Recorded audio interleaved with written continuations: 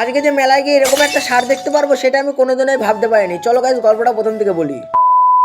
সেই জন্য আমরা সবাই পায়ে হেঁটে বেরিয়েছিলাম শান্তিপুরের কিছু বিশেষ বিশেষ পূজা মণ্ডপগুলি দেখার জন্য। তো সবার প্রথমে আমরা দেখে নিলাম এরকম একটা প্যান্ডেল, যাকে দেখে মনে হচ্ছিল সত্যিকারের বাড়ি। তারপরে আমরা এই প্যান্ডেলটা দেখে নিলাম। এই প্যান্ডেলগুলোর নাম আমি জানি না, তোমরা জেনে থাকলে অবশ্যই কমেন্টে বলো। তারপরে আমরা দেখলাম শান্তিপুর হাসপাতাল রোডের সামনে এরকম লাইট লাগানো হয়েছিল, আর সেখানে কিন্তু অনেক ছেলে পেলে নাচ করছিল। তারপরে কিন্তু আমরা চলে আসলাম শান্তিপুরের বিখ্যাত বড় শিবতলায়, আর এখানেও কিন্তু বেশ দারুণ লাইটিং করেছিল। আর এই বছরে হলো বড় শিবতলার মেন আকর্ষণ কেরালার বাজনা। তো যখন আমরা বড় শিবতলায় দাঁড়িয়েছিলাম তখন কিন্তু কেরালার বাজনা বাজানো হয়নি, সেই জন্য বাজনার ক্লিপ নিয়ে আমি চলে এসেছিলাম। তারপরে কিন্তু আমি চলে আসলাম আমাদের শান্তিপুর লক্ষ্মীতলা পাড়ার মাঠে। এখানে তুলে ধরেছিল পাকিস্তানের সাথে যুদ্ধের কিছু দৃশ্য। তারপরে আমরা সেই প্যান্ডেলটাকে কমপ্লিট করে তার সামনে দেখলাম খুব সুন্দর বাজনা বাজাচ্ছিল। সেখানে কিছুক্ষণ আমরা বাজনা বাজানো দেখে চলে আসলাম নেক্সট প্যান্ডেল দেখার জন্য। আর সামনে একটু না একটু যেতেই আমার চোখে পড়ে এরকম সুন্দর একটা কৃষ্ণ ঠাকুরের দৃশ্য। তারপরে কিন্তু হঠাৎ করে দেখলাম মেলার মধ্যে একটা ষাঁড় বসেছে। তোমরা কিন্তু অবশ্যই কমেন্টে বলে এই বছরে কে কে শান্তিপুরে রাস দেখতে এসেছিলে।